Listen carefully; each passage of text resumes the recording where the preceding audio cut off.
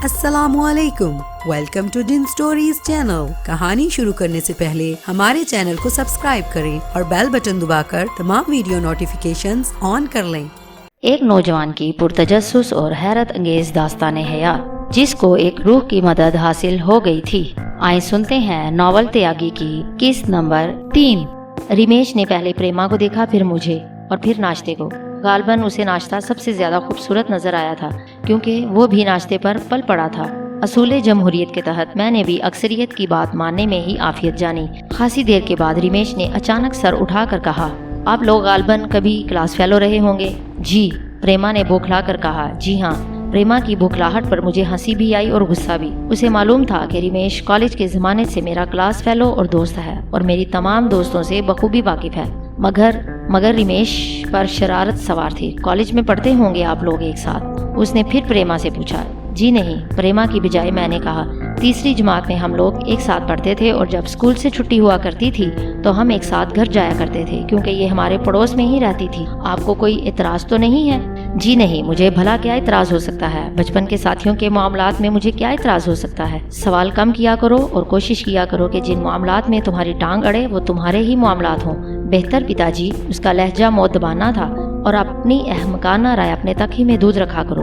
بہتر پتا جی، بس ثابت ہوا کہ پریما کو مزید تنگ کرنے کی صورت میں تمہاری اس کھوپڑی کی سلامتی خطرے میں پڑ سکتی ہے۔ یہ ہمارے ساتھ ہی بمبئی جائیں گی، یہ میری ہی نہیں تمہاری بھی دوست ہے۔ جی پتا جی۔ ہوٹل کے ٹیلی فون سے بمبئی کال کرو اور بیچ ماؤنٹ ہوٹل میں 3 کمرے ریزرو کرواؤ، سنگل سوٹس ہم تینوں کے لیے۔ 2 کمرے ریزرو نہ کروا لوں؟ کیا بکواس ہے؟ میں نے آنکھیں نکالی۔ میرا مطلب ہے، وہ معنی خیز انداز میں ہنسا، میرا مطلب ہے دیکھیے نا، ہم دونوں ایک تو کمرے میں سو سکتے ہیں اور مس پریما دوسرے کمرے میں۔ جیسا میں کہہ رہا ہوں ویسا ہی کرو۔ میرے لیے سنجیدگی برقرار رکھنا مشکل ہوتا جا رہا تھا۔ جی سر۔ وہ اٹھا اور کاؤنٹر کی طرف چل پڑا۔ پریما اس کے جاتے ہی میری طرف مڑی۔ آپ مجھے بمبئی لے جا رہے ہیں؟ اس کی آواز میں ایک عجیب سا اضطراب تھا۔ تمہارا گھر کہاں ہے؟ میں نے جواب دینے کی بجائے سوال کیا۔ اس نے مجھے دیکھا اور دھیرے سے سر جھکا لیا۔ کہانی گھسی پٹی سی ہے، وہ بولی۔ ماں باپ بچپن میں مر گئے تھے اور ایک دور پرے کے رشتے کے چچا نے پرورش کی تھی۔ جب میں ان کے سایہ عافیت میں تھی تو چھوٹی سی تھی، مگر اب 10 سال کے عرصے میں جوان ہو گئی ہوں۔ وہاں میرے چچا کا لڑکا بھی جوان ہو گیا تھا۔ آپ کا نام ویسے میں پوچھنا بھول گئی تھی۔ میرا نام رنجیت پرکاش ہے۔ اچھا ہاں، تو رنجیت صاحب، جب میرے چچا کے لڑکے نے مجھ پر غلط نظریں ڈالنی شروع کی تو میں اس 4 دیواری سے باہر نکل آئی، جس میں رہ کر بھی میرے لیے کوئی پناہ نہ تھی۔ قلعے تو بنائے ہی اسی لیے جاتے ہیں جب رہزن حملہ کرے تو مضبوط دیواروں کے اس پار رہنے والے محفوظ رہ سکیں، لیکن اگر خود قلعے میں ہی رہزن بستے ہوں تو کیا ہو سکتا ہے؟ وہ ایک لمحے کے لیے رکی۔ میں گھر سے نکل آئی، مگر رنجیت صاحب، رہزن کہاں نہیں ہوتے؟ 2 دن تک میں اپنی ایک سہیلی کے گھر ٹھہری تو اس کا بھائی تیسرے دن سے میرے پیچھے عشقیہ شعر پڑھنے لگا۔ لڑکی کا جوان ہونا بھی اچھا خاصا جرم ہے رنجیت صاحب۔ وہ اچانک خاموش ہو گئی۔ میں نے دیکھا رمیش بھی واپس آ رہا تھا۔ وہ سر جھکا کر بیٹھ گئی۔ پریما، میں نے میز پر جھک کر کہا، مجھ پر اعتماد کر سکتی ہو تو میرے ساتھ چلو۔ اس نے چونک کر سر اٹھایا۔ دیر تک ہم دونوں ایک دوسرے کو یوں ہی گھورتے رہے۔ ہمارے درمیان میز تھی، مگر ایک لمحے کو مجھے یوں لگا جیسے کوئی ننھی سی بچی ہے اور رات بہت سیاہ اور اندھیری ہے اور سرد ہواؤں کے جھکڑ موت کی طرح سائیں سائیں کرتے ہوئے چلتے ہیں اور وہ خوفزدہ سی ننھی بچی میرے سینے سے لگی کانپ رہی ہے اور میں مضبوط اور طاقتور نہ ہونے کے باوجود اس کے سیاہ بالوں کو یوں تھپک رہا ہوں جیسے اس پناہ کے بعد اسے کسی پناہ کی ضرورت نہیں۔ ہم ایک دوسرے کو گھورتے رہے۔ معاف کیجیے گا، رمیش نے کہا، میں نے آپ لوگوں کو ڈسٹرب تو نہیں کیا؟ وہ کرسی گھسیٹ کر بیٹھ گیا۔ جی نہیں، میں نے دانت پیس کر کہا، بڑی خوشی ہوئی آپ کے آنے سے۔ کوئی بات نہیں۔ وہ مجھے مزید مشتعل کرنے کے لیے ہنسا۔ اکثر لوگوں کو میرے آنے سے کافی خوشی ہوتی ہے۔ کام ہو گیا؟ جی ہاں، بیچ ماؤنٹ میں 3 سنگل سوٹ ریزرو ہو چکے ہیں۔ میرا خیال ہے ایک کپ کافی پی کر وانگی کا قصد کیا جائے۔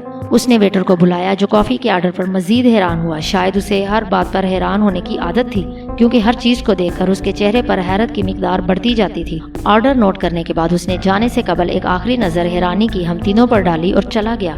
کافی آنے تک ہم تینوں خاموش بیٹھے رہے۔ پریما اپنے ناخنوں کو دیکھتی رہی اور میں پریما کو دیکھتا رہا اور رمیش مسلسل مجھے دیکھتا رہا، جس کی وجہ سے مجھے بار بار اپنی توجہ اس کے حسین چہرے سے ہٹا کر کافی کے برتنوں پر جمانی پڑتی تھی۔ تنگ آ کر میں نے نظریں جھکائیں اور خاموشی سے کافی پینے لگا۔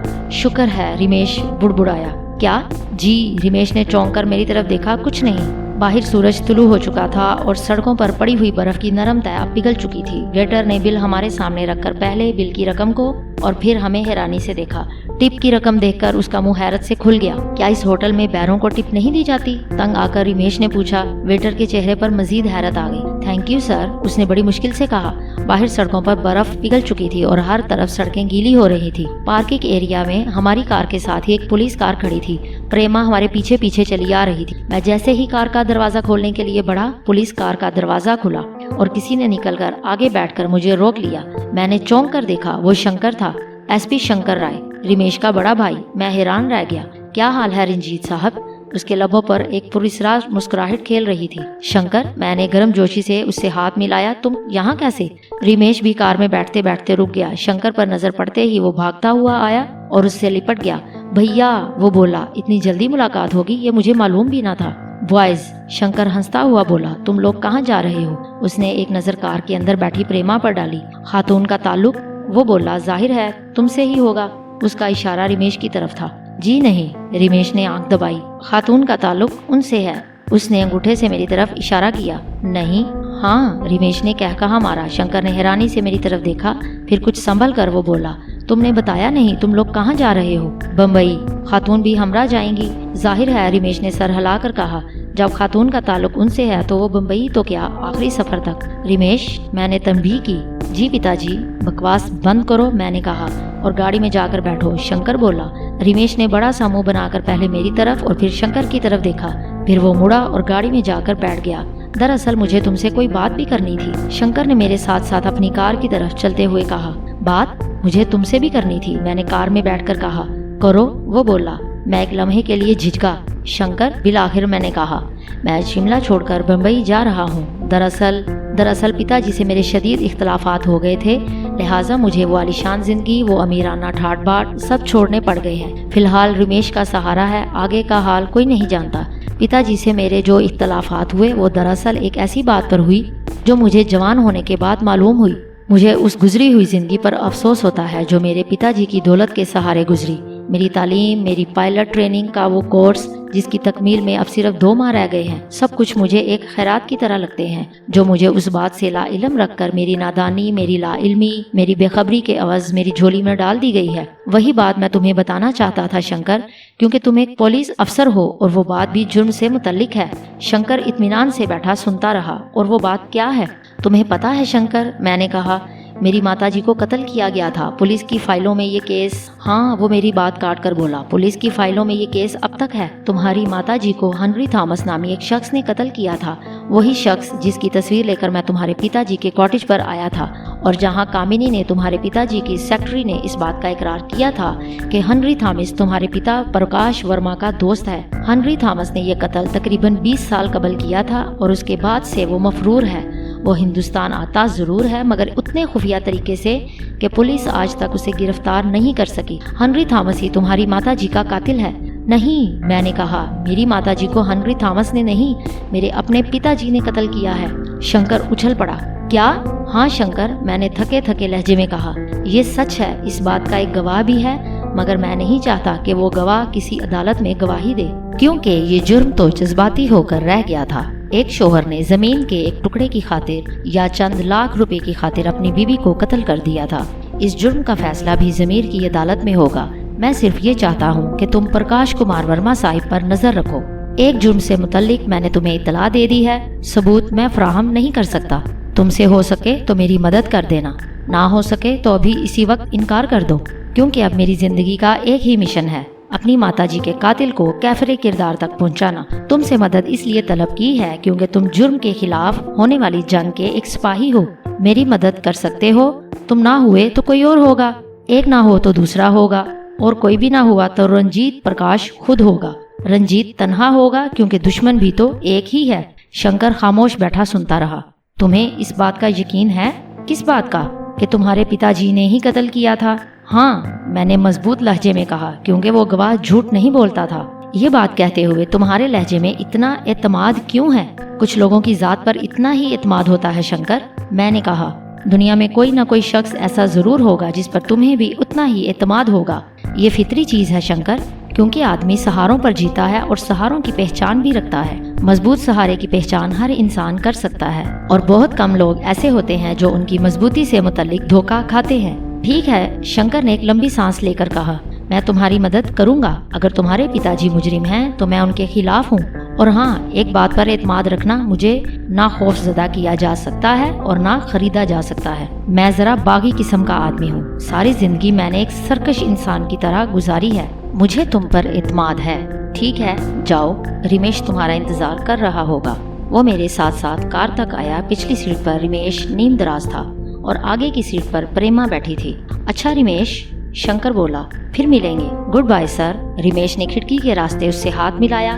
اپنا خیال رکھا کیجیے۔ ذرا سنجیدگی اپنے چہرے سے جھاڑ کر تھوڑی سی نوجوانی، تھوڑا سا کھلنڈرا پن بھی لگا لیجیے، اور ہاں، شادی وادی کا بھی کوئی پروگرام بنائیے۔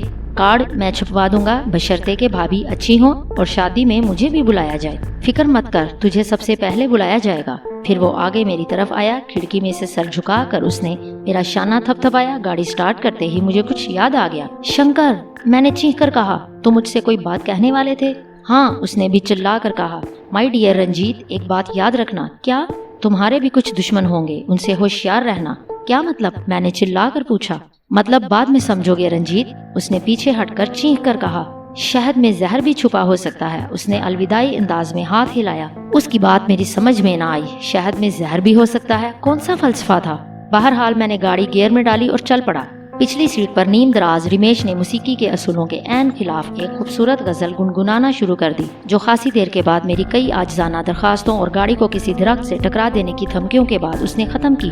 میں خاموشی سے ڈرائیونگ کرتا رہا۔ سڑک کے دونوں طرف اونچے اونچے درخت انجانے محافظوں کی طرح کھڑے تھے، اور ان کے درمیان سے چھن کر آنے والی روپیلی دھوپ سڑک پر ان کے لمبے لمبے سایوں کے درمیان سے کسی قیدی کی طرح ہنس رہی تھی۔ میں نے کھڑکیوں کے شیشے کھول دیے۔ ٹھنڈی ہوا ہمارے چہروں سے ٹکرانے لگی۔ پریما میرے ساتھ بیٹھی ونڈ اسکرین کے پار دیکھ رہی تھی۔ کن اکھیوں سے میں نے اس کے چہرے پر ایک نظر ڈالی۔ اس کے سیاہ بال ہوا کے تیز جھونکوں سے پیچھے کی طرف اڑ رہے تھے، مگر اس کے چہرے پر ایک عجیب سا تاثر تھا۔ مجھے سخت حیرت ہوئی۔ اس کا چہرہ زرد ہو رہا تھا اور اس نے اپنے ہونٹ بھینچ رکھے تھے۔ یوں لگتا تھا جیسے وہ کسی چیز سے سخت خوف زدہ ہو، کسی گزری ہوئی بات سے یا کسی بیتے ہوئے واقعے سے، جیسے کہ وہ کسی سخت امتحان سے گزر کر آئی ہو۔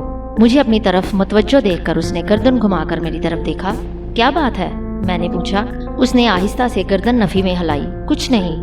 وہ کچھ بتانا چاہتی تھی لیکن بتا نہ سکی، اس لیے میں بھی سڑک کی طرف متوجہ ہو گیا۔ کچھ دیر ہی گزری تھی کہ پیچھے سے رمیش کے خراٹے واضح ہونے لگے۔ بمبئی میں بیچ ماؤنٹ ہوٹل کے سامنے رات کے 11:30 بجے جب میں نے کار روکی تو رمیش کے علاوہ پریما میرے کاندھے پر سر رکھے سو رہی تھی۔ راستے کی تھکن کے باوجود اس نے جاگنے کی اور آنکھیں کھلی رکھنے کی پوری کوشش کی، مگر کامیاب نہ ہوئی۔ اب اس کے چہرے پر سکون تھا اور وہ اضطرابی کیفیت ختم ہو چکی تھی جو راستے میں ہوٹل سے روانگی کے وقت اس کے چہرے پر تھی۔ انجن بند کر کے ایک لمحے کو میں یوں ہی بیٹھا رہا۔ اس کی سیاہ زلفیں میرے شانے پر بکھری ہوئی تھی اور ہوٹل کے جلتے بجھتے سائن کی نیلی روشنی اس کے چہرے پر پڑتی تھی تو اس کا چہرہ کسی روشن کتاب کی طرح دمک اٹھتا تھا، اور اس کی گھنی پلکیں روشنی کے اس مختصر سے وقفے میں اس کے چہرے پر بے انتہا خوبصورت لگتی تھی۔ اس کا ایک ہاتھ سیٹ پر اور دوسرا میرے کاندھے پر۔ میں نے دھیرے سے اس کا خوبصورت ہاتھ تھاما۔ میرا مقصد صرف اسے بیدار کرنا تھا۔ اگر آپ یہ سمجھ رہے ہیں، پیچھے سے رمیش کی آواز آئی، کہ آپ میری گہری نیند سے فائدہ اٹھا کر میری کار کی شریفانہ فضا میں کوئی غیر شریفانہ حرکت فرما لیں گے تو آپ کی غلطی ہے۔ پریما، میں نے جھیم کر اس کا ہاتھ چھوڑ دیا اور اس کا شانہ آہستہ سے ہلا کر کہا۔ اس نے قسم سا کر آنکھیں کھولی اور ارد گرد کا جائزہ لیا۔ صورتحال کا اندازہ کرتے ہی وہ ایک جھٹکے سے مجھ سے علیحدہ ہو گئی۔ آئی ایم سوری، وہ بولی، آپ کو میں نے… کوئی بات نہیں، رمیش دروازہ کھول کر اترتے ہوئے معنی خیز انداز میں بولا۔ تکلیف کی کیا بات ہے؟ پریما کا چہرہ سرخ ہو گیا۔ رمیش نے دوسری طرف سے اس کے لیے دروازہ کھولا۔ ہوٹل کا ایک پورٹر ہمارا سامان اٹھانے آ گیا۔ آج کل ہوٹلوں میں ٹھہرنا بھی ایک مسئلہ ہو گیا ہے۔ ہوٹل کی طرف چلتے ہوئے رمیش بولا، عجیب عجیب باتیں پوچھتے ہیں یہ لوگ۔ شریف آدمیوں کا جینا حرام ہو گیا ہے۔ تفتیش اس طرح کرتے ہیں کہ جواب دینا مشکل ہو جاتا ہے۔ کہاں سے آئے ہو؟ کیوں آئے ہو؟ کس کے ساتھ آئے ہو؟ یہاں کتنے دن ٹھہرو گے؟ اتنے دن کیوں ٹھہرو گے؟ میں اس کی بکواس کا مطلب سمجھ رہا تھا، مگر اس وقت درگزر کرنے میں ہی عافیت تھی۔ خیر، وہ مسلسل بڑبڑاتا رہا۔ کاؤنٹر پر ایک گنجا سا شخص ابن صفی کی عمران سیریز کا پہلا کارنامہ اپنی آنکھوں سے 6 انچ کے فاصلے پر رکھ کر پڑھنے کی کوشش کر رہا تھا۔ کتاب کی خستگی کے پیش نظر میرا اندازہ یہی تھا کہ یہ پہلے کارنامے کا پہلا ایڈیشن ہوگا۔ قدموں کی چاپ اور رمیش کی کھنکار سے وہ قطعی متاثر نہیں ہوا، لہٰذا میں نے لکڑی کے کاؤنٹر کو گاڑی کی چابی سے بجایا۔ جی، اس دخل در معقولات سے سخت ناراض ہو کر اس نے بادل ناخواستہ سر اٹھا کر کہا، ہم نے کمرے ریزرو کروائے تھے۔ رمیش نے کہا، 3 کروائے ہوں گے، وہ بیزاری سے بولا۔ کس نام سے؟ اس نے رجسٹر نکال کر 6 इंच کا فاصلہ 2 بار قائم کیا اور ایک ایک سطر پڑھتا گیا۔ اچھا، اس نے اطمینان کا سانس لے کر کہا، آپ لوگ لالا بھگوان داس اور اس کی مسز؟ جی نہیں، میں نے کہا۔ نہیں، اس نے دہرایا اور چند لمحوں کے دوبارہ رجسٹر میں غرق ہو گیا۔ برآمد ہونے پر اس نے کہا، تو پھر آپ لوگ مسٹر رمیش رائے اور Mr and Mrs Ranjit Prakash ہوں گے؟ جی ہاں، رمیش جلدی سے بولا۔ چابیاں عنایت فرمائیے۔ کی بورڈ سے اس فارغ البال شخص نے 3 چابیاں اٹھائیں اور ہمارے سامنے رکھ دی۔ اس سے پہلے کہ ہم اس سے پوچھتے کہ کمرے کون سی فلور پر ہیں، وہ دوبارہ ناول میں غرق ہو گیا۔ ابن صفی کا جادو سر چڑھ کر بول رہا تھا، چابی پر کمروں کے نمبر تھے، لہٰذا ہمیں تھوڑی سی دشواری کے علاوہ جو فلور معلوم کرنے میں اٹھانی پڑی، کوئی تکلیف نہ ہوئی۔ یہ کیا بکواس تھی؟ تیسرے فلور پر پہنچ کر میں نے طویل کوریڈور میں چلتے ہوئے رمیش سے پوچھا۔ پریما ہمارے پیچھے پیچھے آ رہی تھی۔ جی، کیا مطلب؟ یہ تم نے ریزرویشن کرواتے وقت کیا نام لکھوائے تھے؟ وہ اس نے زبردستی ایک ہلکا سا کہکہا لگایا۔ دراصل مجھے اس وقت تک ان کا نام نہیں معلوم تھا۔ جھوٹ اس کے لہجے سے ظاہر ہو رہا تھا۔ میں نے پیچھے پڑنا اور بات بڑھانا مناسب نہ سمجھا۔ چابیاں رمیش کے پاس ہی تھیں۔ کمروں کے پاس پہنچ کر اس نے ایک چابی میری طرف بڑھائی اور ایک پریما کی طرف۔ پورٹر ہمارے پیچھے سوٹ کیس لے کر آ گیا۔ رمیش نے اسے ٹپ دے کر رخصت کر دیا۔ یہ 30 نمبر کی چابی آپ کو دی ہے، لہٰذا آپ 30 نمبر کمرے میں قیام فرمائیں گی، اس نے مجھ سے کہا، اور مس پریما آپ کو 31 نمبر کی چابی ملی ہے، میں 32 نمبر کمرے کو اپنے قیام کی سعادت بخشوں گا۔ وہ مڑا اور سوٹ کیس اٹھا کر اپنے کمرے کا دروازہ کھول کر اندر چلا گیا۔ چند لمحوں بعد دروازہ بند ہو گیا۔ میں اور پریما ہاتھوں میں اپنی اپنی چابیاں لیے اس طویل کوریڈور میں کھڑے رہ گئے۔ میں نے کوٹ کی جیب سے سگریٹ کا پیکٹ اور ماچس نکالی اور لوہے کی ریلنگ کے پاس جا کھڑا ہوا۔ ہوٹل بلا شبہ عمدہ تھا۔ نیچے کمروں کے درمیان وسیع میدان نظر آ رہا تھا جس کے بیچوں بیچ ایک سوئمنگ پول تھا۔ سگریٹ سلگا کر میں نے پلٹ کر دیکھا، پریما اب تک وہیں پر ایک تذبذب کے عالم میں کھڑی ہوئی تھی۔ میں وہیں کھڑا سگریٹ پیتا رہا۔ خنکی بڑھتی جا رہی تھی۔ سگریٹ ختم کرنے کے بعد میں کچھ دیر تک وہیں کھڑا رہا۔ شاید مجھے بوڑھے، ایماندار اور شریف رنجیت پرکاش کی موت پر افسوس ہو رہا تھا۔ اپنے کمرے میں پہنچ کر میں نے لائٹ آف کی اور بستر پر گر کر سو گیا۔ رات کا جانے کون سا پہر تھا جب اچانک میری آنکھ کھل گئی۔ ایک عجیب سی بے چینی طبیعت پر چھا رہی تھی۔ میں نے اٹھ کر بیڈ لائٹ آن کر دی۔ گھڑی رات کے 2:30 بجا رہی تھی۔ میں نے اٹھ کر سگریٹ سلگائی اور دروازہ کھول کر باہر نکل آیا۔ اچانک میری نظر کسی لڑکی پر پڑی جو لوہے کی ریلنگ کے سہارے جھکی نیچے دیکھ رہی تھی۔ میرے قدموں کی چاپ سن کر وہ مڑی۔ اسے دیکھ کر میں چونک پڑا۔ وہ پریما تھی۔ کیا ہوا؟ میں نے پوچھا۔ وہ ریلنگ کا سہارا لے کر سیدھی کھڑی ہو گئی۔ کچھ نہیں، نیند نہیں آ رہی تھی۔ میں آہستہ آہستہ چلتا ہوا اس کے پاس جا کھڑا ہوا۔ پریما، میں نے کہا، کیا سوچا ہے تم نے؟ کس بارے میں؟ اپنے بارے میں، آنے والے حالات کے بارے میں اور گزرے ہوئے حالات کے بارے میں۔ وہ خاموش کھڑی رہی۔ کہانی کچھ عجیب سی ہے پریما۔ تم مجھے ہوٹل میں ملی، تم نے مدد کی درخواست کی اور میں تمہاری مدد کے لیے تیار ہو گیا۔ اب تم میرے اور رمیش کے ساتھ اس ہوٹل میں مقیم ہو۔ نہ تم نے یہ بتایا کہ تمہیں کون سا خطرہ تھا جس کی وجہ سے تم نے مجھ سے مدد مانگی، نہ یہ بات واضح کی کہ کون سے لوگ تھے جو تمہارے پیچھے لگے ہوئے تھے۔ میں ایک کروڑ پتی باپ کا بیٹا ہوں۔ میرے باپ کی شپنگ ایجنسی ہے جس کے تحت نہ جانے کتنے جہاز سمندروں میں ایک ملک سے دوسرے ملک، ایک زمین سے دوسری زمین تک مال لاتے اور لے جاتے ہیں، اور پتا جی کے بینک اکاؤنٹ میں رقم بڑھتی جا رہی ہے جو نہ جانے کتنے بینکوں کی کون کون سی برانچوں میں ہے۔ مگر اب پتا جی سے میرا کوئی تعلق نہیں رہا۔ میں کسی کو بھی کوئی سہارا فراہم نہیں کر سکتا کیونکہ میں تو خود بے سہارا ہوں۔ تم اگر یہ سمجھ رہی ہو کہ میں تمہیں کسی قسم کی معاشی پناہ مستقل فراہم کر سکتا ہوں تو تم غلطی پر ہو۔ میں اس پوزیشن میں نہیں ہوں کہ مجھ سے کوئی توقع رکھی جا سکے۔ یوں تم میرے ساتھ رہنا چاہو یا کسی ایسی بات کی طلبگار ہو جو میرے بس میں ہو تو میں حاضر ہوں۔ کہنے کو یہ ایک رسمی بات ہے مگر میں اس کے علاوہ کہہ سکتا ہوں۔ وہ خاموش کھڑی رہی۔ اس کی خاموشی کاٹنے لگی۔ مجھے یوں لگا جیسے میں کوئی مجرم ہوں اور تختہ دار کے ارد گرد ہزاروں لوگوں کی طنزیہ حقارت آمیز اور متنفر نگاہیں میرے بدن میں چبھتی جاتی ہیں۔ وہ کچھ کہتی تو آگ نہ لگتی مگر اب وہ چپ تھی تو شرارے میرے وجود کے گرد لپٹے جاتے تھے۔ چند دنوں کا سہارا تو دے سکتے ہیں آپ، وہ بولی۔ میں نے انکار تو نہیں کیا، میں نے کہا اور سر جھکا کر کھڑی ہو گئی۔ اسی وقت وہ آ گئی۔ ایک دھیمی سی ریشمی سرسراہٹ ہوئی اور میں جان گیا کہ وہ آ گئی ہے، کیونکہ ایک خوشبو بھی آئی جو کسی نرم جھونکے کے ساتھ ہوا میں پھیلتی گئی اور ایک آہٹ بھی ہوئی جو کسی کے نازک قدموں کی تھی۔ رنجیت، وہی آواز گونجی اور مجھے یوں لگا جیسے میں کسی وسیع دریا میں تنہا اس کے سامنے کھڑا ہوں اور تخت پر اس کے حسن کے چلو سے ستاروں کی طرح دمکتے ہیں۔ رنجیت، وہی آواز گونجی اور مجھے یوں لگا جیسے میں کسی وسیع دریا میں تنہا اس کے سامنے کھڑا ہوں اور اس کے حسن کی قوت تسخیر بے پناہ ہے۔ غلام تیری بارگاہ میں حاضر ہے، میں کہتا ہوں اور میری آواز دریا کے عظیم ستونوں سے ٹکرا کر گونجتی ہوئی واپس آ جاتی ہے۔ عشق کی یہ نظر لے لے یا زندگی لے لے اور آج سنگھاسن سے ایک مسکراہٹ آتی ہے اور کچھ بھی نہیں آتا۔ رنجیت، ہیولے کی آواز پھر گونجی، میری بات سنو۔ وہ ہنسی اور اس کی ہنسی گیت بن کر چارسو پھیلتی گئی۔ سنو شیام، تمہارے میں گن گاؤں، جنم جنم سکھ پاؤں۔ گیت کی دھمک زندگی کی طرح پھیلتی گئی۔ چاہے متھرا رہوں، چاہے گوگل بسوں، نین دیپ جلاؤں، تم سے درشن کروں۔ میں ساکت کھڑا گیت کی مدھم ہوتی ہوئی لے کو سنتا رہا۔ سنو شیام، سنو شیام، تمہارے میں گن گاؤں، جنم جنم سکھ پاؤں۔ سنو شیام، تمہارے میں گن گاؤں۔ گیت آہستہ ہوتا گیا۔ رنجیت، آواز نے کہا، اس لڑکی کو دیکھو جو تمہارے سامنے کھڑی ہے۔ اس کا نام پریما ہے اور اس کے حسن کی آنچ اتنی زیادہ ہے کہ خود یہ اپنے حسن سے ڈرتی ہے۔ بتاؤ، کیا یہ خوبصورت نہیں ہے؟ کیا مطلب؟ میں نے ڈرتے ڈرتے پریما کی طرف دیکھ کر کہا۔ فکر مت کرو، آواز آئی۔ میں نے تم سے کہا تھا نا کہ ہماری اور تمہاری باتیں کوئی نہیں سن سکتا۔ تم کہنا کیا چاہتی ہو؟ میں نے پوچھا۔ پریما کے بارے میں کیا کہنا چاہتی ہو؟ اسے اپنے ساتھ لے جاؤ۔ کیا مطلب؟ میری سمجھ میں کچھ نہیں آ رہا۔ یہ رات تمہیں اس کے ساتھ گزارنی ہے رنجیت؟ آواز گونجی۔ میں حیران رہ گیا۔ میرے سامنے پریما ریلنگ پر جھکی نیچے دیکھ رہی تھی۔ میں نے اس کے سراپا پر ایک نظر ڈالی۔ رنجیت پرکاش، میں نے اپنے آپ سے کہا، یہ لڑکی تمہارے پاس کسی اعتماد کے سہارے آ کر ٹھہری ہے۔ اگر تم نے کوئی ایسی ویسی بات کی تو کیا یہ حرکت تمہارے اپنے اصولوں کے خلاف نہ ہوگی؟ مگر میرے یہ اصولوں؟ کون سے اصول؟ آواز نے کہا۔ یاد کرو رنجیت، تمہارے وہ اصول تمہاری زندگی سے خارج ہو چکے ہیں۔ تم نے ایک نئی زندگی شروع کی ہے اور اس زندگی میں تمہارے اصول دوبارہ مرتب ہوئے ہیں۔ یہ رات اس لڑکی کے ساتھ گزارو رنجیت، کیونکہ اب تم پرانے رنجیت پرکاش نہیں ہو۔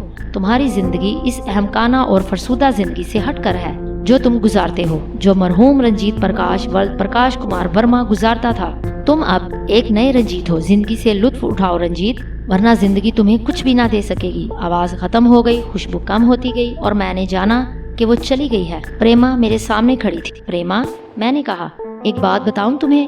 کیا؟ اس نے پلٹ کر میری طرف دیکھا۔ تم بہت خوبصورت ہو، میں نے آہستہ سے کہا۔ یہ بات تم نے کئی دفعہ سنی ہوگی، مگر اس بات سے قطع نظر یہ میری اپنی رائے ہے۔ اس نے اپنی بڑی بڑی آنکھیں اٹھا کر میری طرف دیکھا۔ تم نے برا تو نہیں مانا؟ میں نے پوچھا۔ اس نے مسکرا کر نفی میں سر ہلایا۔ نہیں۔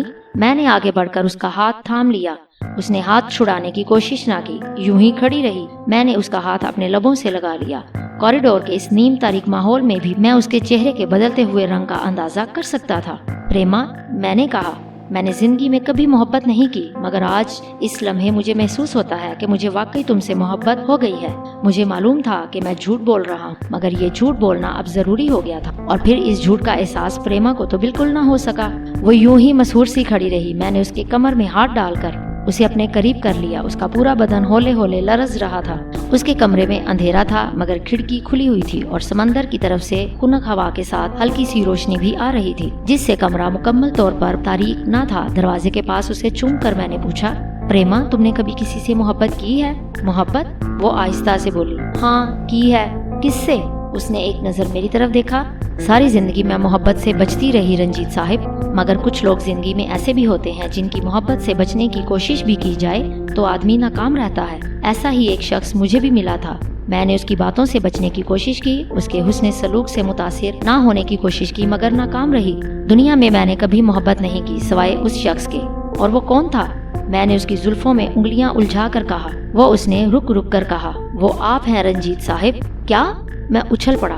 جی ہاں رنجیت صاحب، وہ آہستہ سے بولی۔ آپ کے علاوہ شاید میں کسی اور سے متاثر نہیں ہوئی۔ میں نے اسے اپنے ساتھ بھینچ لیا۔ اس رات کی خنکی میں وہ حرارت کی ایک لہر محسوس ہوتی تھی۔ میں نے اسے اپنے بازو میں لے کر محسوس کیا۔ اس کا گداز جسم میری ہر گستاخی پر یوں کانپتا تھا جیسے خزاں رسیدہ پتا ہواؤں کے جھکڑ میں لرزتا ہے۔ رنجیت، اس نے اپنی باہیں میری گردن کے گرد حمائل کر کے کہا۔ اس کی آواز جذبات سے کانپ رہی تھی۔ رنجیت، ہمارے جسموں میں جیسے کسی نے آگ لگا دی تھی۔ اس کی سانسیں بے طرح بے ترتیب ہو چلی تھی اور اس کا بدن میری ہر حرکت کے ساتھ لرزتا تھا۔ دیوار پر ہمارے جسموں کے سائے بنتے بگڑتے رہے۔ رات یوں ہی گزری کہ میں اسے چاہتا رہا کیونکہ وہ چاہنے کے لیے ہی تھی، اور اسے پیار کرتا رہا کیونکہ وہ پیار کرنے کے لیے ہی تھی۔ بلا شبہ وہ حسین تھی۔ جب کھڑکی کے شفاف شیشوں سے صبح کا اجالا جھانکنے لگا تو اس نے آنکھیں کھول کر میری طرف دیکھا۔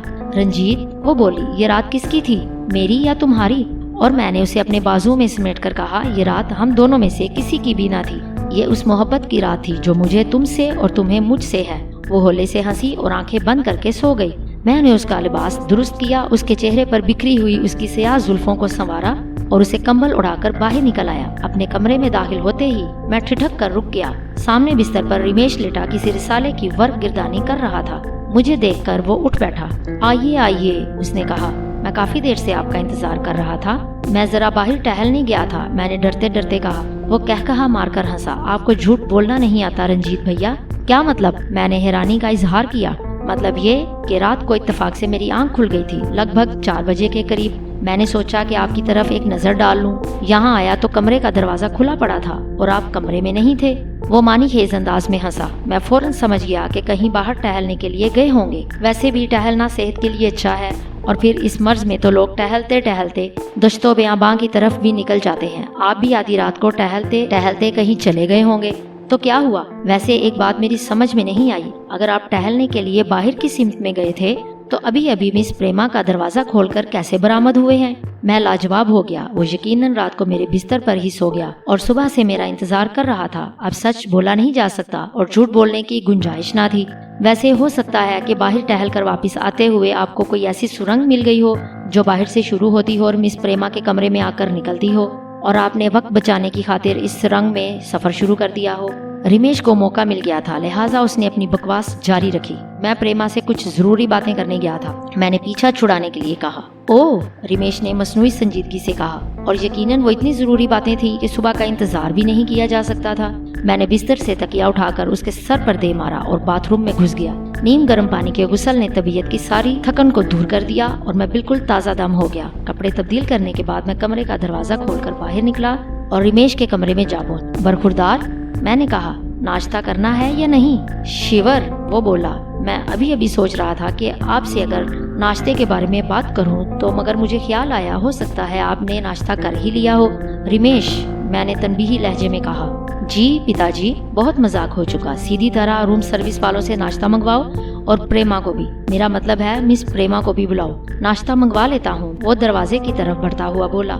مس پریما کو آپ بلا لائیے. میرے اٹھنے سے قبل ہی وہ جھپاک سے دروازے کھول کر باہر غائب ہو گیا. ناشتے کے دوران خاموشی چھائی رہی. رمیش وقفے سے ایک اچھڑتی ہوئی نظر مجھ پر ڈال لیتا تھا, مگر میں اب اس کے چپتے ہوئے جملے سننے کے موڈ میں نہ تھا, لہٰذا میں نے پریما کی بجائے ناشتے کو غور سے دیکھنے کا فیصلہ کیا. رمیش کو یقیناً مایوسی ہوئی تھی. ناشتے کے دوران پریما اچانک اٹھی. ایکسکیوز می, اس نے کہا, میں ابھی آتی ہوں, اور باہر نکل گئی. غالباً وہ اپنے کمرے کی طرف گئی تھی. رمیش نے حیرت سے میری طرف دیکھا. کیا ہوا؟ اس نے پوچھا. کیا خاتون کچھ بھول آئیں؟ شاید, میں نے بے نیازی سے کہا. کمال ہے, وہ بولا, آپ کو واقعی فکر ہی نہیں, حالانکہ وہ جان بوجھ کر ایک لمحے کو رکا. حالانکہ وہ آپ کی دوست ہیں. بکواس بند کرو, میں نے ایک سلائس پر مکھن لگاتے ہوئے کہا, اور ناشتہ کرو. کیا یہ نہیں ہو سکتا کہ میں ناشتہ بند کر کے بکواس شروع کر دوں؟ میں کوئی سخت جواب دینے ہی والا تھا کہ پریما واپس آ گئی. اس کے ہاتھ میں ایک چھوٹی سی شیشی تھی. میں ناشتے کے وقت یہ گولی کھانے کی عادی ہوں. اس نے شیشی میں سے ایک چھوٹی سی گلابی گولی نکالی اور پانی کے ساتھ نکل گئی. یہ سکون آور گولیاں ہیں, پورے دن شاید یہی مجھے پرسکون رکھتی ہیں. اس نے شیشی پرس میں رکھ لی. کافی نہیں آئی ابھی تک؟ رمیش نے ٹیلی فون اپنی طرف گھسیٹ کر روم سروس والوں کو ایک دفعہ پھر کافی بھیجنے کی ہدایت دی. چند لمحوں بعد ایک سفید وردی پوش بہرا ہاتھ میں ٹرے لیے اندر داخل ہوا اور کافی کے برتن بما کافی میز پر رکھ کر چلا گیا. کافی بناؤ, میں نے رمیش سے کہا. آپ تو ایسے کہہ رہے ہیں, رمیش نے پوٹ میں کافی ڈالتے ہوئے کہا, جیسے میں آپ کی پتنی ہونے کا شرف رکھتا ہوں. میں نے جھیم کر کنکھیوں سے پریما کی طرف دیکھا. اس کا چہرہ شرم سے سرخ ہو گیا تھا. اچانک ہر طرف سناٹا چھا گیا. کوئی آواز نہ رہی, کوئی شور نہ رہا. دور کہیں ایک جلد رنگ بجا وہ آ گئی تھی. خوشبو سمندر کی کسی سرکش لہر کی طرح اٹھی اور مجھے یوں بھی گھوتی ہوئی مہک میں شرابور کرتی چلی گئی کہ پھر اس خوشبو کے سوا کچھ نہ رہا. سنو شیام, گیت فضا میں دھڑکنے لگا. تمہارے میں گنگاؤں, لاگی ایسی لگن, تن سے من میں لگی. ایک آواز یہاں سے وہاں تک گونجتی گئی. موہن مرلی کی دھن موری سدھ لے گئی. موری بنتی سنو سارے جگ کے دیے. وہ آہستہ آہستہ کہتی گئی. میں کس کے دوارے جاؤں, یوں ہی بس تمہارے میں گنگاؤں. جنم جنم سکھ پاؤں, سنو شیام تمہارے میں گنگاؤں. رنجیت, اس نے کہا, ہوشیار ہو جاؤ. کیوں؟ میں نے حیرانی سے کہا. تمہاری زندگی خطرے میں ہے, وہ بولی. زندگی؟ میں ہنسا. زندگی تو تم نے اس دن بچائی تھی, اب تم ہی اس کی محافظ ہو. مجھے بھلا کسی خطرے کا خوف کیسے ہو سکتا ہے؟ اس کی ہنسی میں وہی دوشیزگی, وہی معصومیت تھی. اسی لیے تو میں تمہیں خبردار کرنے آئی ہوں, کیونکہ میرے ہوتے ہوئے رنجیت نہیں بجھ سکتا. کافی کی کیتلی کسی بھی طرح نیچے گرا دو زمین پر, تاکہ کوئی بھی اسے پی نہ سکے. مگر کیوں؟ میں نے الجھے ہوئے انداز میں کہا. وہ ہنسی. سوال بہت پوچھتے ہو. بہرحال کافی میں زہر ہے جس کو پینے کی صورت میں تم یا رمیش یا پریما یا تم تینوں ہی مر سکتے ہو. کیا؟ میرے ذہن میں ایک چھناکا سا ہوا. کافی زہر آلود ہے, وہ بولی. اس کو فوراً کسی بہانے سے نیچے گرا دو اور دوسری کافی منگوا لو. وہ مخصوص سناٹا ختم ہو گیا، وہ چلی گئی، سو خوشبو بھی چلی گئی اور اس کی آواز کا ترنم بھی چلا گیا، اور میں جیسے ہوش میں آیا تو رمیش کافی کیتلی میں سے ہمارے سامنے رکھے ہوئے کپوں میں انڈیل رہا تھا۔ میں نے اچانک اٹھنے کی کوشش کی، بے خیالی کے سے انداز میں میرا ہاتھ رمیش کے ہاتھ میں موجود کیتلی پہ جا پڑا اور کیتلی ایک چھناکے کے ساتھ زمین پر گر کر چور چور ہو گئی۔ خدایا، رمیش سر پکڑ کر بیٹھ گیا۔ آدھے گھنٹے کی مسلسل درخواستوں کے بعد تو وہ سفید وردی والا ترس کھا کر کافی فراہم کرنے پر آمادہ ہوا تھا، اور آپ نے 1 منٹ میں اب جانے کب آئے گی کافی۔ آپ حضرات اگر مجھے اس غلطی کی تلافی کا موقع دیں تو میں خود جا کر روم سروس والوں کو کہہ آؤں، میں نے کہا۔ یقیناً، رمیش نے سر ہلا کر کہا، ہم آپ کو آپ کی اس غلطی کی تلافی کا موقع ضرور دیں گے۔ میں دروازہ کھول کر باہر نکل گیا۔ روم سروس کے کاؤنٹر پر میں نے ایک ویٹر کو روک کر پوچھا، تمہارا مینیجر کہاں ہے؟ اس نے ایک قریبی کمرے کی طرف اشارہ کیا اور جس رفتار سے آ رہا تھا اسی رفتار سے چل پڑا۔ روم سروس میں کافی کون فراہم کرتا ہے؟ میں نے مینیجر سے پوچھا، اور ایک ادھیڑ عمر کا شخص تھا۔ ہم ہی فراہم کرتے، وہ بولا۔ ابھی روم نمبر 32 3rd فلور پر کافی کس نے سرو کی تھی؟ وہ بیرا کون تھا؟ میں اس کا نام جاننا چاہتا ہوں، میں نے میز پر مکہ مار کر کہا۔ مینیجر اچانک پریشان ہو گیا۔ کیا ہو گیا سر؟ اس نے پوچھا۔ ہماری سروس سے کوئی شکایت؟ ہاں، مجھے بہت بڑی شکایت ہے۔ پہلے مجھے یہ بتاؤ کہ ابھی جس سفید وردی والے بیرے نے 32 نمبر میں کافی سرو کی تھی وہ کون ہے اور کہاں ہے؟ مینیجر نے گھنٹی بجائی اور ایک ویٹر اندر داخل ہوا۔ آپ دیکھ رہے ہیں، مینیجر مجھ سے مخاطب ہوا۔ کیا؟ ہمارے بیروں کی وردی نیلی ہے، گہرے نیلے رنگ کی۔ سفید رنگ کی وردی پہننے والا کوئی بیرا ویٹر نہیں ہو سکتا۔ اس نے ویٹر کو جانے کا اشارہ کیا۔ ویٹر اپنی اس غیر معمولی طلبی پر حیران ہو کر باہر نکل گیا۔ مینیجر کے چہرے پر وہی بے نیازی آ گئی تھی جو اس سے پہلے تھی۔ وہ ہمارا بیرا نہیں ہو سکتا سر، اس نے کہا۔ دراصل تمہیں وہ بات معلوم نہیں جو مجھے معلوم ہے، اور جس کی وجہ سے میں 3rd فلور سے اتر کر گراؤنڈ فلور پر آیا ہوں۔ اور وہ کیا وجہ ہے؟ اس نے چھت کو گھورتے ہوئے کہا۔ وہ کافی زہر آلود تھی، میں نے ایک لفظ پر زور دیتے ہوئے کہا۔ مینیجر اچھل پڑا۔ پلیز، اس نے ادھر ادھر دیکھ کر آہستہ سے کہا۔ آہستہ بولیے، کہیں کوئی سن نہ لے۔ اس نے اٹھ کر دروازہ لاک کیا اور پھر میرے پاس آ کر بیٹھ گیا۔ اب بتائیے، وہ کافی کہاں ہے؟ کسی نے پی تو نہیں؟ نہیں، میں نے کہا، مگر میری سمجھ میں نہیں آتا کہ اس ہوٹل کی انتظامیہ کی موجودگی میں کوئی شخص میرے کمرے میں گھس کر مجھے کیسے زہر دینے کی کوشش کر سکتا ہے، اور کیوں؟ میرے علاوہ میرے دوست بھی وہ زہر آلود کافی پینے سے بچ گئے، ورنہ کل ہر اخبار کی شہ سرخی یہی ہوتی اور آپ بری طرح پھنس جاتے۔ مینیجر کا رنگ فک ہو گیا۔ اب ایسا نہیں ہوگا، اس نے کہا۔ میں آپ کو یقین دلاتا ہوں کہ آپ کے کمرے کی تمام کھانے پینے کی اشیاء میں چیک کر کے بھیجوں گا۔ امید ہے آپ اس بات کو یہیں ختم کر دیں گے۔ ٹھیک ہے، میں نے اٹھتے ہوئے کہا۔ فی الحال آپ 3 آدمیوں کے لیے روم نمبر 32 میں کافی بھجوائیں۔ میں ایک لمحے کے لیے رکا، اور خیال رکھیے گا کہ وہ زہر آلود نہ ہو۔ فکر مت کریں سر۔ مینیجر ایک پھیکی سی ہنسی ہنسا۔ میں واپس کمرے کی طرف چل پڑا۔ رنجیت پرکاش کمرے کی طرف واپس جاتے ہوئے میں نے اپنے آپ سے کہا، یہ کون ہے جو تمہاری زندگی کے پیچھے یوں پڑا ہے؟ جس دن تم خودکشی کے ارادے سے نکلے تھے اور ایک پراسرار قوت نے تمہیں بچا لیا، اس دن بھی ایک شخص نے تم پر فائر کر کے تمہیں ختم کرنے کی کوشش کی۔ وہ کوشش کیا تھی؟ تقریباً مار ہی ڈالا تھا، کیونکہ اس دن تمہاری وہ محسن، تمہاری وہ مہربان تمہارے ساتھ نہ ہوتی تو تم اب تک ختم ہو چکے ہوتے۔ اس وقت تو تم نے غور نہیں کیا، مگر رنجیت پرکاش، یہ دوسرا حملہ بھی ہو گیا ہے۔ کون ہے جو 7 پردوں میں بیٹھا ہے اور عقل کی کوئی ڈوری ہلاتا ہے تو تم پر کوئی حملہ ہو جاتا ہے؟ یہ کون تمہارا دشمن ہے جو تمہیں جیتا جاگتا ہنستا کھیلتا نہیں دیکھنا چاہتا؟ 2 دفعہ تو تم قسمت سے یا اتفاق سے یا اس پراسرار مہربان کی وجہ سے بچ گئے ہو، مگر کب تک؟ تمہاری زندگی کی کب تک ضمانت دی جا سکتی ہے؟ 1 دن یا 1 ہفتے یا 1 ماہ یا 1 سال؟ مگر مجھے پتا تھا کہ اب کچھ نہ ہو سکتا تھا۔ آپ کیا مذاکرات کرنے چلے گئے تھے ہوٹل کی انتظامیہ سے؟ رمیش مجھے دیکھ کر بولا، ایک کیتلی ہی تو ٹوٹی ہے اور تو کچھ بھی نہیں ہوا۔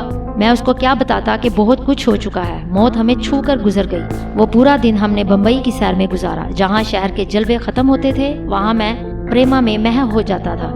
رات گئے جب ہم ہوٹل واپس پہنچے تو مارے تھکن کے ہم تینوں کا برا حال تھا۔ رمیش تو کھانا کھائے بغیر ہی سو گیا۔ میں نے اپنا اور پریما کا کھانا اپنے ہی کمرے میں منگوا لیا۔ کھانے کے دوران ہم میں کوئی بات نہ ہوئی۔ جب بیرا برتن واپس لے گیا تو میں نے کام کی بات شروع کی۔ تم نے اب تک مجھے بتایا نہیں، کیا وہ لوگ کون تھے جو تمہارا پیچھا کر رہے تھے؟ میں نے پوچھا، شاید تم اس بات کو چھپانا چاہتی ہو، مگر پریما، صورتحال ایسی ہے کہ تمہیں مجھ پر اعتماد کرنا پڑے گا۔ کم از کم یہ ضرور بتانا پڑے گا کہ وہ کون لوگ تھے جن کے تعاقب سے خوفزدہ ہو کر تم میرے پاس چلی آئی۔ پریما خاموش بیٹھی رہی، صرف ایک دفعہ نظریں اٹھا کر اس نے میری طرف دیکھا، پھر وہ سر جھکا کر بیٹھی رہی۔ میں تم سے یہ کبھی نہ پوچھتا کیونکہ یہ تمہارا ذاتی معاملہ ہے، اور اس رات کے بعد بھی جو ہماری مشترکہ رات تھی۔ اگر تم کوئی بات، کوئی واقعہ، کوئی راز مجھ سے علیحدہ رکھنا چاہتی ہو تو یہ تمہاری مرضی ہے، مگر میں یہ بات پوچھنے پر صرف اس لیے مجبور ہوا ہوں کیونکہ آج مجھ پر ایک قاتلانہ حملہ ہوا ہے۔ اس نے چونک کر میری طرف دیکھا، اس کی بڑی بڑی آنکھیں حیرت سے پھیل گئیں۔ نہیں، اس کے لہجے میں بے یقینی تھی۔ ہاں، میں نے کہا، آج ہی مجھے ختم کرنے کی یہ کوشش کی گئی، حالانکہ میں اتنی آسانی سے مرنے والا انسان نہیں ہوں۔ شاید میں نے بہت بڑا دعویٰ کر دیا ہے، مگر یہ سچ ہے کیونکہ مارنے والے سے بچانے والا بڑا ہوتا ہے، اور جو لوگ زندگی میں کم دشمن بناتے ہیں وہ زیادہ عرصے تک جیتے ہیں، اور میں نے زندگی میں گنتی کے چند آدمیوں کو اپنا دشمن بنایا ہے۔ مجھے یہ شبہ ہے کہ کہیں وہ قاتلانہ حملہ جسے میں اپنے لیے سمجھ رہا ہوں دراصل تمہارے لیے ہو۔ جن لوگوں سے تم خوفزدہ تھی، کہیں ان لوگوں نے تمہیں ختم کرنے کے لیے سارا ناٹک رچایا ہو۔ اگر تمہیں ایسا کوئی خدشہ ہے تو کھل کر بیان کر دو، کہیں ایسا نہ ہو کہ میں اور تم اور رمیش بے خبر میں مارے جائیں۔ مجھے اپنا غم نہیں، مجھے رمیش کی فکر ہے، اسے میں جان سے زیادہ عزیز رکھتا ہوں، اور اسی لیے میں نہیں چاہتا کہ میرے یا تمہارے کسی دشمن کا کوئی وار اسے بھی گھائل کر جائے۔ وہ کچھ دیر تک خاموش بیٹھی رہی، پھر وہ بولی، میں خود ان لوگوں کو نہیں جانتی، بس اتنا جانتی ہوں کہ وہ دلی کے ریلوے اسٹیشن سے میرے پیچھے لگ گئے تھے۔ میں جہاں جاتی تھی وہ میرے پیچھے آتے۔ ایک سنسان گلی میں تو انہوں نے مجھے پکڑ کر تقریباً بے بس کر لیا، مگر اسی وقت کسی گاڑی کی ہیڈ لائٹس اس گلی کے دوسرے سرے پر روشنی پھیلاتی ہوئی مڑی تو مجھے چھوڑ کر بھاگ کھڑے ہوئے۔ میں اس وقت تو بچ گئی، مگر وہ مسلسل میرے تعاقب میں رہے۔ نیشنل ہائی وے پر میں بمبئی جانے والی ایک بس میں بیٹھ گئی، وہ لوگ بھی اس بس میں سوار ہو گئے۔ راستے میں گرینڈ ریسٹورنٹ پر بسیں کچھ دیر کے لیے ٹھہرتی ہیں، میں وہیں پر اتر کر نیچے آ گئی اور ریسٹورنٹ کے ارد گرد ٹہل رہی تھی۔ اسی وقت آپ سے میری ملاقات ہو گئی اور شاید آپ کو اور رمیش کو دیکھ کر وہ لوگ ڈر گئے۔ جب ہم ریسٹورنٹ سے باہر نکلے تھے تو میں ڈر رہی تھی کہ وہ لوگ میری وجہ سے آپ پر حملہ نہ کر دیں، مگر ریسٹورنٹ کے باہر ہی آپ کے پولیس والے کے دوست ملے اور مجھے اطمینان ہو گیا۔ وہ رمیش کا بڑا بھائی تھا، ایس پی شنکر۔ میں نے کہا، رمیش کے بھائی؟ اس نے حیرت سے کہا۔ ہاں، میں بولا، اگر تم اس وقت یہ ساری باتیں بتا دیتی تو ہم لوگ ان کو وہیں پر پکڑ لیتے۔ اس نے کچھ شرمندہ ہو کر سر جھکا لیا۔ وہ لوگ تعداد میں کتنے تھے؟ میں نے پوچھا۔ کچھ صحیح یاد نہیں۔ مجھے اس کی لا علمی پر حیرت ہوئی۔ کیوں؟ دراصل وہ کچھ گھبرا سی گئی تھی۔ دراصل اس وقت میں کچھ اتنی زیادہ خوفزدہ تھی۔ خیر، کوئی بات نہیں، میں نے کہا۔ وہ جتنے بھی تھے اب وہ تمہاری طرف آنکھ اٹھا کر بھی نہیں دیکھ سکیں گے۔ ہم دیر تک خاموش بیٹھے رہے، پھر وہ اٹھ کر کھڑی ہو گئی، بولی، اب میں چلتی ہوں۔ کہاں؟ میں نے پوچھا۔ اپنے کمرے میں، اور اگر میں نہ جانے دوں تو؟ وہ میری طرف دیکھ کر آہستہ سے مسکرائی اور مجھے اس کے گالوں پر نمودار ہونے والا نازک سا گڑا اور اس کے چہرے پر ایک گلابی سا رنگ چھا گیا۔ کیوں؟ اس نے پوچھا۔ میں اٹھا اور اس کے پاس جا کھڑا ہوا۔ کیونکہ یہ میری مرضی ہے، میں یہ چاہتا ہوں۔ بولو۔ میں نے اس کے روشن چہرے کو اپنے ہاتھوں کے پیالے میں لے کر چوم کر پوچھا۔ بولو، کیا تمہیں کوئی اعتراض ہے؟ اور وہ ایک بارگی زور سے کام کر میرے بازوؤں کے حلقے میں مطمئن ہو گئی۔ نہیں، وہ آنکھیں موند کر بولی، کوئی نہیں۔ میرے لیے دروازہ بند کر کے واپس بستر تک آنا مشکل ہو گیا، کیونکہ وہ میرے ساتھ تھی، اور جہاں اس کے بدن کی گرمی تھی وہاں چاہنے کے سوا کوئی چارہ نہ تھا، اور جہاں اس کے جسم کا گداز تھا وہاں سے اپنا لینے کے علاوہ کوئی راہ نہ تھی۔ وہ قیامت تھی۔ میں نے اسے تمغے کی طرح اپنے بدن پر سجا لیا۔ وہ پھول کی طرح نرم اور کانٹے کی طرح تیز تھی، کچھ اجلی، کچھ ماند، آپ ہی سونا، آپ ہی خوشبو۔ وہ سورج کی پہلی کرن کی طرح ایک دھیمی دھیمی حرارت لیے مجھ میں جذب ہوتی گئی۔ میں نے اس کو ہونٹوں سے چوما، میں نے اس کی آنکھوں کے پیالوں کو پیا، اس کی خوشبو کو سونگھا، اس کے ذائقے کو چکھا، اس کے نظارے کو دیکھا، اس کی پیار بھری سرگوشیوں کو سنا، اسے اپنے پاس محسوس کیا۔ صبح جب میری آنکھ کھلی تو کھڑکی سے دھوپ اندر آ رہی تھی، اور پریما ہاتھ منہ دھونے کے بعد شیشے کے سامنے بیٹھی بال بنا رہی تھی۔ آئینے میں اس کا چہرہ قدرے نکھرا نکھرا نظر آ رہا تھا۔ مجھے بیدار ہوتے دیکھ کر وہ مڑی۔ اب اٹھ جائیے، رمیش صبح سے 10 دفعہ آپ کو سوتا دیکھ کر واپس لوٹ چکا ہے۔ رمیش کا نام سن کر میں اچھل کر کھڑا ہو گیا۔ باتھ روم سے ہاتھ منہ دھو کر جب میں باہر نکلا تو میرا دل اچھل کر حلق میں آ گیا۔ وہ دروازے میں چوکھٹ کا سہارا لیے کھڑا تھا، اس کے ہونٹوں پر وہی شرارت امیز مسکراہٹ کھیل رہی تھی۔ بھائی ذرا جلدی بیدار ہو جایا کیجیے، وہ بولا۔ ناشتہ کرنے کا سخت موڈ ہوتا ہے، اور پریما زیر لب مسکرائی۔ اس دن ناشتے کے ساتھ روم سروس کا مینیجر اپنے چہرے پر با ادب با ملاحظہ قسم کا تاثر لیے حاضر ہوا، اور اشاروں ہی اشاروں میں یہ بتا گیا کہ ناشتے میں اس دفعہ خطرے کی کوئی بات نہیں، اور یہ کہ میں اطمینان سے ناشتہ کر سکتا ہوں۔ ناشتے کے بعد میں نے رمیش سے گفتگو کرنے کا فیصلہ کیا۔ پریما کو میں نے اس کے کمرے میں بھیج دیا۔ تمہارا کیا خیال ہے؟ میں نے گفتگو کا آغاز کیا۔ کس بارے میں؟ حالات کے بارے میں نے کہا۔ کبھی سوچا تم نے کہ ہم اچانک ایک مختلف زندگی گزارنے لگے ہیں جو پچھلی زندگی سے قطعی مختلف ہے؟ رنجیت بھیا، رمیش بولا، میں نے یہ پچھلی زندگی پر غور کیا تھا اور نہ اب زندگی پر غور کر رہا ہوں۔ क्योंकि जिंदगी गौर करने के लिए नहीं होती, कम से कम मेरे नजदीक। फिर भी तुम्हें कुछ फर्क तो महसूस होता होगा। हाँ, रमेश ने कुछ सोचकर कहा। क्या? मैंने पूछा। फर्क आप में आया है रंजीत भैया, वो बोला। आप पहले सुपरनैचुरल किस्म के आदमी बनने का शौक करते थे, अब आप जदीद दुनिया के आम इंसान के सांचे में अच्छी तरह ढल गए हैं। और रंजीत भैया, मुझे ये कहने की इजाजत दीजिए कि आपका ये रूप आपके पिछले रूप से बेहतर है। दुनिया अगर अहमक है तो हमें भी अहमक बनना पड़ेगा। हम दुनिया में मुखालिफ सिमत बनकर जिंदा नहीं रह सकते। कागज को उसी तरफ उड़ना पड़ता है जिधर की हवा चल रही हो। मुझे कुछ थोड़ा सा अफसोस भी हुआ है रमेश, मैंने कहा। अखलाक और शराफत की हद फासिल को फलांगते हुए एक लम्हे को मेरा दिल नदामत से दो चार हुआ है। मैंने कभी शराब नहीं पी थी, सो अब मैंने शराब भी पी ली है। मैंने कभी किसी लड़की के साथ रातें नहीं गुजारी थी, मगर अब मेरी रातें प्रेमा के साथ गुजरती हैं। ठीक है, मैं अब एक आम इंसान बन गया हूँ, मगर एक अजीब बात हुई है रमेश, कोई ना कोई मेरी जिंदगी के पीछे हाथ धोकर पड़ा हुआ है। गुज़श्ता चंद दिनों में मुझ पर 2 मरतबा कातलाना हमले हो चुके हैं। रमेश भौंचका सा रह गया। कब? पहला हमला उस रोज हुआ जिस दिन मेरा पिताजी से झगड़ा हुआ था, और अब मैं तुम्हारे कॉटेज की तरफ आ रहा था, और दूसरा हमला कल हुआ था, तुम्हें याद है? कल नाश्ते के दौरान मेरा हाथ लगने से वो कॉफी की केतली गिरकर टूट गई थी। हाँ, उसने सर हिलाया। वो कॉफी जहर आलूद थी, मैंने इत्मीनान से कहा। क्या? वो उछल पड़ा। कॉफी में जहर था, और अगर उसको जल्द जमीन पर ना गिराया जाता तो चंद लम्हों बाद हम तीनों फर्श पर पड़े होते। आपको कैसे पता चला? उसने संभल कर पूछा। किसी मखसूस जरिए से, मैंने कहा। तुम्हें शायद ये भी पता ना होगा कि कल जो सफेद वर्दी वाला बैरा हमारे लिए कॉफी लेकर आया था, वो इस होटल का बैरा नहीं था। इस होटल के बैरों की यूनिफॉर्म गहरे नीले रंग की है। ओह गॉड, वो हैरानी से बोला। आप तो बाकायदा जासूसी करते रहे हैं। साबित ये हुआ रमेश डियर, मैंने एक लंबी सांस लेकर कहा, कि कुछ लोग ऐसे जरूर हैं जो हमें, बल्कि मुझे खत्म करने के दर पे हैं। और शायद ये दावा करता हुआ मैं हासा अहमक लगूं, मगर ये हकीकत है कि वो मुझे इतनी आसानी से ना मार सकेंगे, क्योंकि जो जीना चाहते हैं वो जीने के तरीके भी जानते हैं। और जिंदगी लाख बेयकीन सही, मगर कुछ वसीले, कुछ सहारे ऐसे भी होते हैं जो इंसान को जिंदगी का यकीन दिलाते हैं। ऐसा ही एक सहारा मेरे पास है रमेश, जिसकी वजह से मुझे ये यकीन है कि मैं कभी बेखबर न मारा जाऊंगा। रमेश खामोश बैठा सुनता रहा। फिर वो उठा और एक सूटकेस खोलने लगा। कपड़ों की तहों के नीचे हाथ डालकर उसने कुछ निकाला और वापस मेरे पास आ गया। उसके हाथ में स्याह रंग का एक रिवॉल्वर था। उसकी नाल के सामने एक लंबा सा साइलेंसर लगा हुआ था। ये लीजिए रंजीत भैया। उसने रिवॉल्वर का चैम्बर खोलकर गोलियां चेक की और रिवॉल्वर मेरे सामने रख दिया।